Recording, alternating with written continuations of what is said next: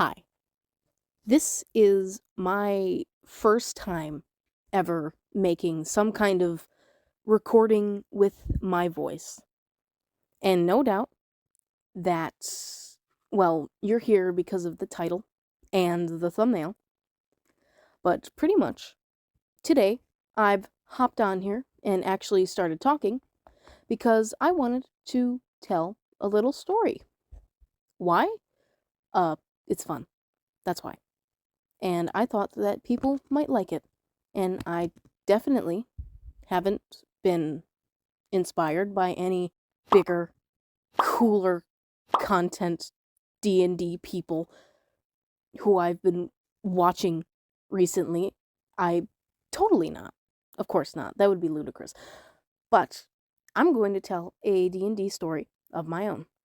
Or more or less a Call of Cthulhu story. If you don't know what Call of Cthulhu is, that's okay.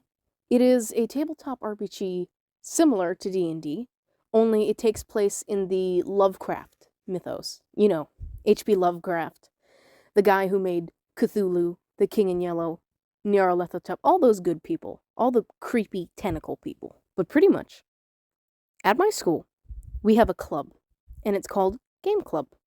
There we play a whole bunch of games. We play board games, we play D&D, we play a whole number of tabletop RPGs, we play Jenga, sometimes extremely competitively, but we mostly play D&D.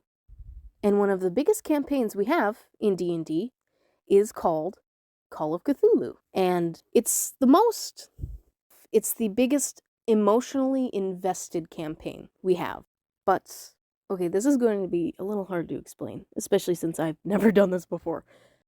Pretty much. This entire storyline is going to be centered around one of the characters in Call of Cthulhu, and his name is Brunnen Volsko. He is a quote-unquote Brafia mobster, which is just a Russian gangster. He lived in Chicago and was sent to prison for multiple years by his ex, but now current fiance, Victor Lockhart. And the biggest piece of information you need to know about Brunnen is that he is very chaotic. If he was an animal, he would be a cocaine bear, specifically a dire cocaine bear. Everywhere he goes, he causes mischief. And I mean that in the most serious way possible. What happened is that in the campaign, we were going to a place called Innsmouth. And in the whole Call of Cthulhu mythos thing, that's like this little seaside town full of a bunch of like old colonial-esque people, so like pilgrims. They didn't have guns. They have no modern technology whatsoever, and they're pretty much isolated from the entire rest of the world. And the campaign takes place in 1928. But this town was like I said, 1500s, 1400s, I don't know. Since before America was founded, I think. The entire mythos thing, it always precedes my mind. We made our way into Innsmouth. It was a very quaint little town, full of normal-looking people, until we saw a bunch of weird fish people walking around. These fish people are called Deep Ones. Pretty much, they're just this race of humanoid, fishy things that live in the ocean. And these little fish people have a kind of leader, if you could call him that. He's kind of also a god. His name is Dagon, who you may or may not have heard of. And Dagon worships Cthulhu. And no doubt you know who Cthulhu is. We've seen a bunch of humans and a bunch of deep ones walking around, and a bunch of half-humans, half-deep ones. The jazz. But the reason we were in Innsmouth is because one of our other characters in the party, who's an NPC, his name is Zaire. He's personally one of my favorite NPCs, and he's cool. He's very cool. So he is half human, half deep one. He's got cool scales on the side of his face, he's got a cool hat, and he lives in a swamp that's just outside of Innsmouth.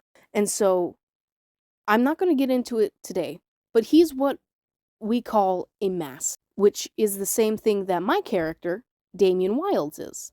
So when we found him, we needed him to join our party. And the only way we could get him to do that is if we went to Innsmouth and killed the town's leader, who was called the Matriarch, who is the super tall, really badass deep one. But another thing that he mentioned is that the Matriarch was also his mom. And the reason why he couldn't do it himself is because he was banished from Innsmouth for a whole bunch of sad backstory parent reasons. His mom killed his dad to sacrifice to Dagon. It was a whole deal. So, after talking to him, we went to Innsmouth. We got there, we talked to people, we asked around. We went up to this first person who was human, and we talked to him. And he said, "Oh, yeah, that's cool. Whole bunch of outsiders. So, tomorrow, we're gonna get you all of you and your friends, and we're gonna take you up to meet the matriarch." And we were all super confused. And they said, "Oh yeah, nice induction ceremony for you. It's going to be a blast." And it was very, very, very obvious at the time what they planned on doing with us. And if it isn't obvious now, they were going to sacrifice us. Why? It's fun, I guess. I don't blame them. A town from the 1500s, there's probably not much to do. But so, we go to the hotel, and we sleep the night away. As I said, Brunnan is this chaotic being, almost. He drinks, he smokes, he does various amounts of not YouTube-friendly substances. So the night before everything happened, he went out on the town, pretty much. Just walking around, stealing from shops, talking to people. You know, the works. And he started up in one shop, I think it was a weapons shop, actually. He went there, and he showed them guns. Which, bad idea, considering that they have these special little magic pools that allow them to replicate any material. So they replicated guns, and now the giant, probably evil fish people have guns. So that's probably a problem for the future. But in addition, he started a poker game with a bunch of them. And this is where the problems start.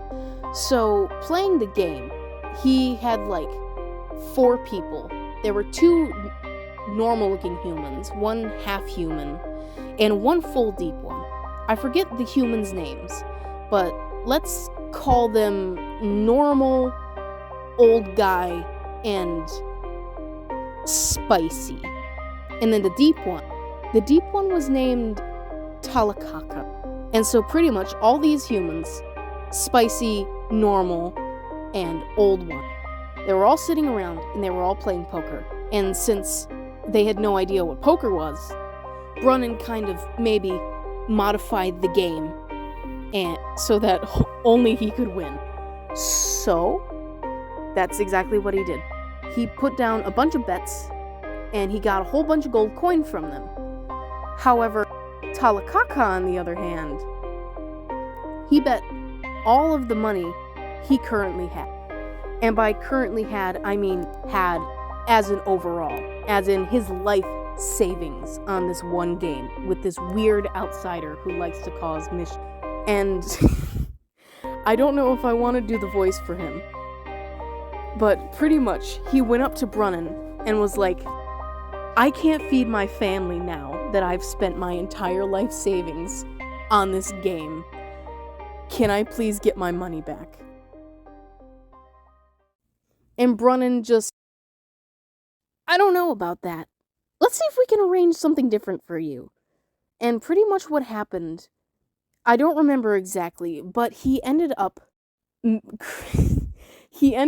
doing exactly what the title says. He established a mob presence using the ties he has with the 4 people in the room, and he called it the Fish Mafia. Why did he do that? I honestly don't know. Maybe it's because of the deep ones, but yeah. He established right then and there that he was starting a mob.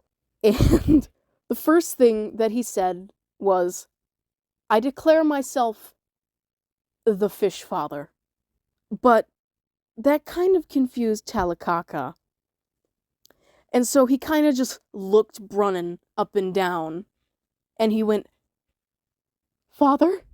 And Brunnan went with it, and he just kind of adopted Talikaka. Yes, it was very, interesting to explain it to the party, but that meant that we had allies in Innsmouth, at least, along with a new party member, kind of, ish? I don't know. So, we wake up in the morning, we get all of this information, everyone's confused, everyone's kind of intimidated by everything, but we kind of push it out of our minds, because that was the day we needed to go and be introduced to the matriarch. We follow this person all the way to the other end of the town, up to this giant, it kind of looks like a ziggurat. We walk into this giant place. The walls are just this grayish kind of stone. It's ancient looking. It has this giant throne up on the second level in the temple. And there sitting is one of the biggest deep ones we've seen so far. I think she was like 7-8 feet tall. But that was the matriarch. She kind of stands up from her throne, and she looks down on us. She has this giant trident in her hands, and she just kind of waltzes down in front of us, and she kind of just questions us on our intentions. I don't even remember what we said to her. I was just kind of panicking in fear and slight attraction to this very large and pretty fish lady. But so we talked to her for a bit, and I'm pretty sure Brunnan, like being who he was, started talking some smack to her. And so, just speeding things along, she sent us out the kind of back entrance to the ziggurat, out onto this giant cliff that overlooked the sea. It was very, very, like, vibeful in the moment. But pretty much, they sent us out onto this little platform on the cliff, and we were all just kind of standing there. And the matriarch sent out some guards to watch over us, and was watching over us herself. And so we're all just kind of looking around, waiting for something to happen, when suddenly I spot something out in the water. And I see in the distance something kind of swimming up to the ledge. It's gigantic, bigger than anything I've seen in the water before, which is not a lot of things, but it's bigger than a whale. And then the rest of our party members see it, and it rises up out of the water, and it's this giant deep one, like 100 feet long, maybe bigger. I don't know how big he is, but I remember that his teeth were as big as a person, and Brunnan's like 6 feet tall, and he could easily grab onto one. So, big teeth, big monster. Turned out that this was Dagon, aka giant fish god that worships Cthulhu. And so we're all just kind of screaming in our brains, and I might actually have to check my book for this, because I don't remember what happened exactly. Got it. So, we're all standing there, panicked, and Brunnan, being Brunnan, walks up to him. Just little human self. But behind his back, he's holding a bunch of dynamite. And I didn't mention it before, but Brunnan's also very big into explosives. We're all just kind of watching Brunnan walk up to this thing, and he gives it to Dagon, the little bundle of dynamite. And Dagon kind of just eats it. We didn't see this happen, but he lit the fuse as he gave it to Dagon, and it kind of blew up in his mouth, which sparked him to go a little bit angry, just a little bit. He kind of just surprisingly receded into the water, which, attacking the person they worshipped probably wasn't a good idea, considering we were surrounded by Deep One guards, as well as the matriarch. as we all thought, surrounded by these guards, that we were going to die, out of the blue, people start to come from inside the ziggurat and start to attack the guards. Turns out that the ties that Brunnan made, he also made plans with them and formed a tiny militia. They just came to our rescue when we needed them most. And they came in and they took care of most of the guards, but left us to enter the ziggurat trying to escape, but we needed to kill the matriarch. And so, standing up on her podium, she kind of came down and began to attack us. I think a lot of us... No, it was Brunnan who got knocked out, actually. And the mob kind of, pulled him away to safety, thankfully. One of our other players, Jesus, that is his actual character's name. Jesus Harold is his full name. He's exactly like Jesus. And by exactly, I mean he's an assassin. Like a full-blown assassin. Just putting that out there. So he shot her a bunch of times. One of our other characters, Hyde, shot him. Jesus took Hyde's special little gun, the flintlock, which it's a very interesting gun, which I'll probably explain in a different video. But he takes the flintlock and he shoots the matriarch, and she's done, gone, and we win the battle. Which, that was very good, because I'm pretty sure in that battle I was on very, very low HP. I was stabbed multiple times. With all said and done, we went back to Zaire, but not before Brunnan had to tearfully say goodbye to his new adoptive son, Talakaka, who we then got a little piece of information about, that he had, like, 7 kids, 17, I think. That was fun to find out. And we also gave guns and newer technology to the people of Innsmouth, which is, I mean, it's good they're advancing. Brunnan remained the fish father, but that isn't really where he left it off. I think he actually gave his title to Talakaka, and he became the new fish father. And he ruled over the mafia in Innsmouth. Or he made Talakaka the honorary fish father in his absence. I don't remember. This was like months ago. But that's it. And I guess that's it for the story time too. I don't know what else to say. Other than thanks for watching, maybe? I think that's good enough. So let me know if you like this, and if you want to see more D&D story time things, or funny things in the future, just say so. Okay. Bye.